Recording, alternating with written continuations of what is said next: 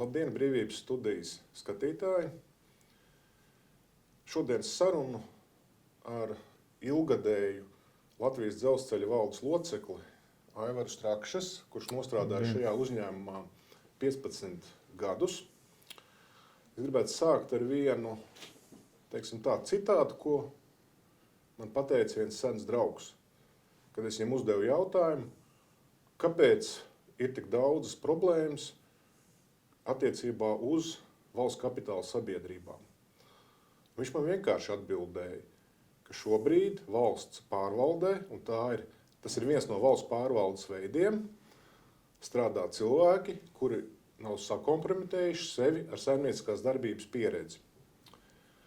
Var par to pasmaidīt, bet šodien ar Aivaru es gribu parunāt tieši par diviem uzņēmumiem, par pasažieru vilcienu nedienām un Air Baltica finansiālo stāvokli, kurš nekādā versijā jau gadu uz gadu labāks nepaliek. Aivar, sāksim varbūt ar pirmo jautājumu. Kāpēc šos uzņēmumus pārvalda cilvēki, kuri acīm redzami netiek galā ar saviem pienākumiem?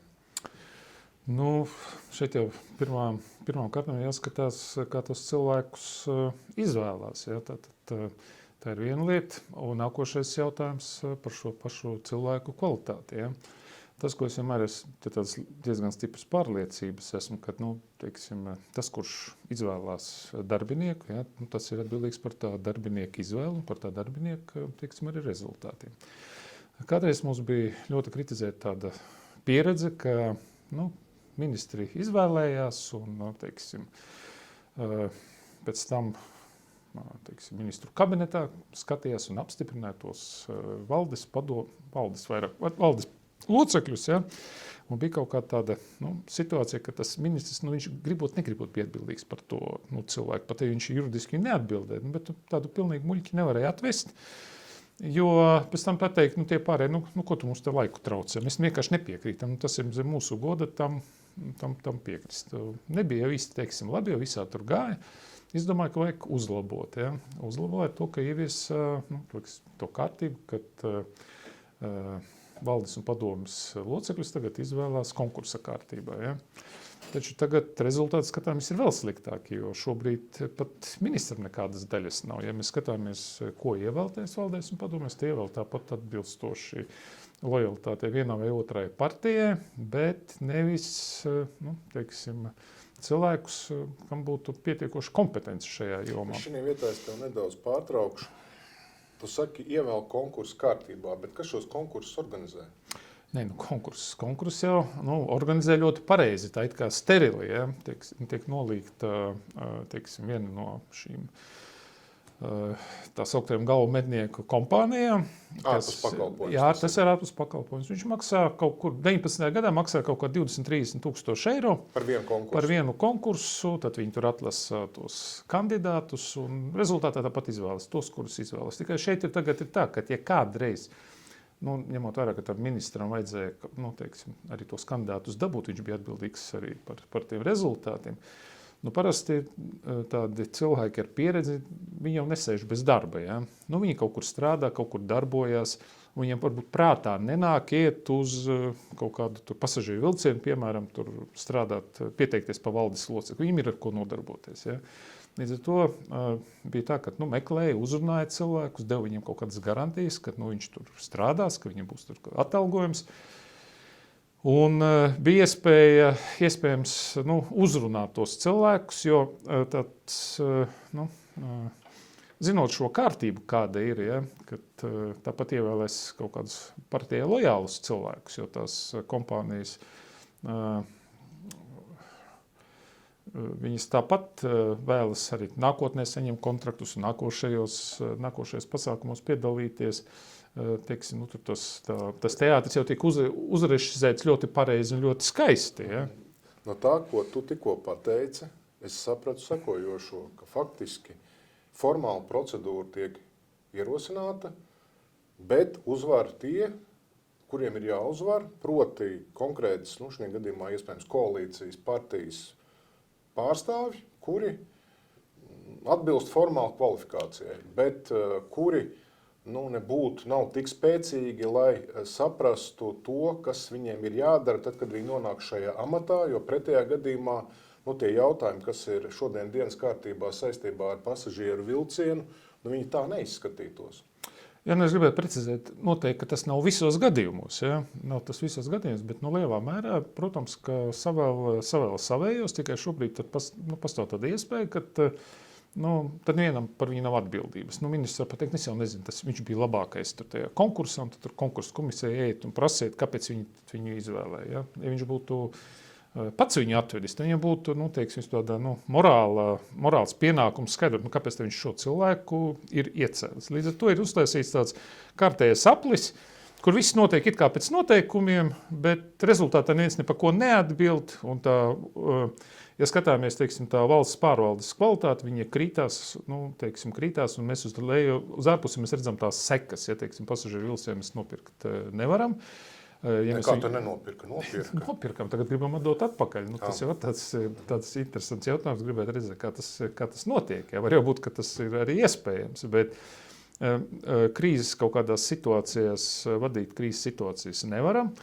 Ja mēs skatāmies, šobrīd ir tāda unikāla situācija, Latvijas dzelzceļā, valdē ir šobrīd tikai divi valdes locekļi, nevienam nav vispār nekādas pieredzes, pat tūlīt nav pieredzes pie kaut kādām dzelzceļa tehniskām lietām. Līdz ar to valdē ir cilvēki, kuriem no dzelzceļa tehnoloģijas viņu prātus neapgrūtina. Ja? Protams, ka jebkurā kompānijā ir vajadzīgs jurists, ir vajadzīgs spēcīgs finansists, un tas ir normāli, bet ja tikai ir šīs divas kompetences un nav tehniskās, un sevišķi, kad ir jāgatavo iepirkuma dokumenti, kad ir jāsaprot konsekvences, jāpievērš kaut kādiem līguma punktiem, pastiprināt uzmanība, un nesaprotot tehniskās nianses, tur var tiešām iebraukt dziļās auzās. No tā, ko tu tikko izstāstīji, es saprotu, ka tehniskā daļa kā reiz tur ir laikam vismazāk pieprasīta šādās valdēs un padomēs. Ieceļot tos, kur tie cilvēki, tos, kuri ir starp savējiem, bet tā problēma ir kāda, ka juristus, finansistus jūs varat tirgu nopirkt dažādas kvalifikācijas, ja, sākot no rietumu augstskolas pabeigušiem līdz pat mūsu un ar pieredzi. Tas nav absolūti nekāds deficīts. Ja, finanšu direktorus var lasīt konkursos vai juridiskos. Viņu ir daudz, tur ir iespējas. Tehniskie cilvēki, viņi ir reti. Un, ja mēs skatāmies no tās tālākas virzības, labu inženieri var sagatavot par labu ekonomistu vai finansistu diezgan ātri. Ja? Viņš saprot tehnoloģiju, viņš saprot būtību.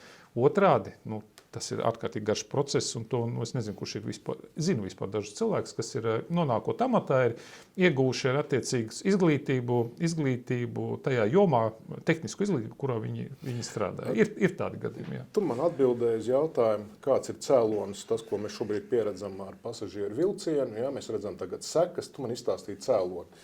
Es gribu parunāt ar tevi par vēl vienu valsts akciju sabiedrību, Air Baltica, kurai, ja es nemaldos, martā tuvojas norēķinu termiņš par izlaistajām parādzīmēm, obligācijām. Kas, tavuprāt, būs? Viņi spējas apmaksāt, viņi nespējas apmaksāt, kādas sekas var būt šim procesam?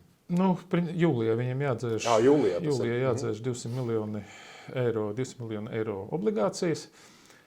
Ja mēs skatāmies vēl pirms gada, tad bija tādi bravūrīgi paziņojumi, ka visas saistības tiks pildītas, no valsts kases vairāk naudas nevajadzēs, tad tuvojoties šim brīdim, laikam mēs dzirdam, ka varbūt, un tagad jau arī ministrs teica, ka ļoti iespējams, jo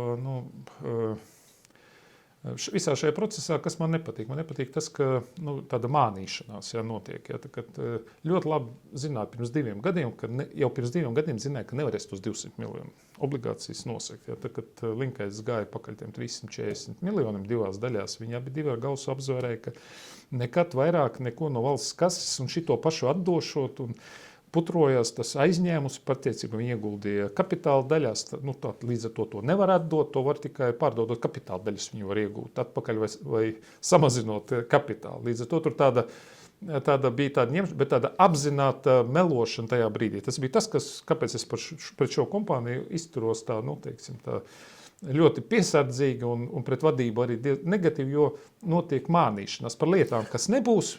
Paši labi zina, bet viņi uz ārpusi stāsta, ka atkal mēs runāsim par vadību. Paskatāmies, Mārtiņš Gauss. Pirms tam vadīja Ungārijas kompāniju Malev. Ungārijas kompānija līdzsabiedrība Malev nobankrotēja, tur arī bija aizdevumi, bija kaut kādas īpatnējas lietas. Jebkurā gadījumā rezultāts ir tāds, ka šī kompānija vairāk Ungārijā kā līdzsabiedrība nepastāv. Šo kadru Latvijas puse pieņēmusi ir darbā vadīt valsts uzņēmumu akciju sabiedrību, vai kas viņi ir, ja? Air Baltica. Un viņš vada pa milzīgu naudu viņu jau daudzus gadus.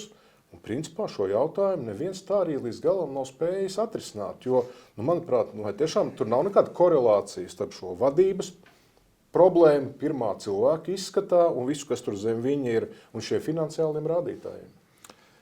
Tur ir grūti pateikt, tas ir diezgan liels noslēpums, kā viena notriekta lidotāja, kurš vienu kompāniju novedis līdz bankrotam, paņēma nākuši, iedot viņam otro iespēju, ja? Un mēs skatāmies, ka mēs esam tieši turpat, kur tas Malev bija, gadu pirms maksāt nespējas.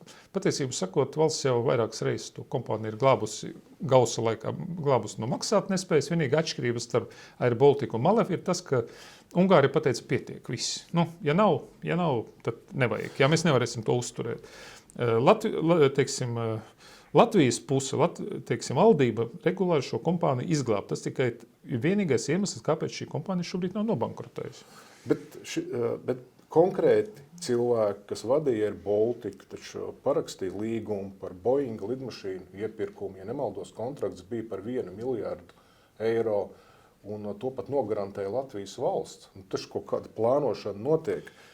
Pirms tu paraksti šāda mēroga līgums par šādu summu. Tas bija tam bombardieru lidmašīnu pa bombardiem. Tur bija kontrakts kopā, ja tur 100 lidmašīnas, 150 lidmašīnas, tur kontrakts bija ap kaut kādiem 5 miljārdiem. Ja, viņš ir ļoti nesamērīgs priekš tiem finanšu rādītājiem, priekš tās kompānijas. Un tas tika pasniegts ar lielu tādu, kā uzvaru, ka nopirkt lidmašīnas. Tas ir 5, nevis 1. 5 miljardi. Tur bija 50 lidmašīnas, un mēs jau nezinām, par kādām cenām nopirkām, bet tas, kas pieejams ir ārpus, masu mēdījos, viena tāda lidmašīna apmēram 100 miljoni maksā. Uz augšu, uz leju, atkarībā no komplektācijas, atkarībā no kontrakta.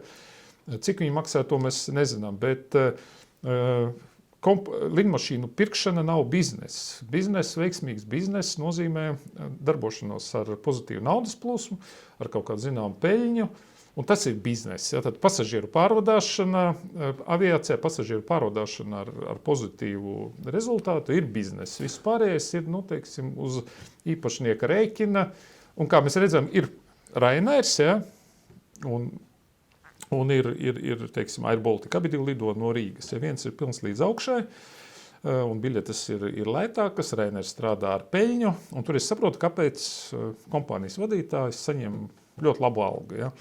Tad ir Air Baltica, un es saprotu, ka mēs viņiem algu maksājam šobrīd no valsts budžeta, un klausāmies tos, apsolījumus. Ja? Vairāk naudu nevajadzēs, mēs tūlīt vēl nopirksim 50 lidmašīnas, tad mēs sāksim pelnīt. Tas viss ir pilnīgi no malas izskatās tāds absolūti tāds seriāla situācija, kad mēs ļoti labi saprotam, ka tā nevar būt. Nians, ja, ka faktiski nopirktās jaunās lidmašīnas pēc tam tiek atdotas līzingā vai nomā citai aviokompānijai. Mēs paši lidojam ar kaut kādām savukārt vecām lidmašīnām.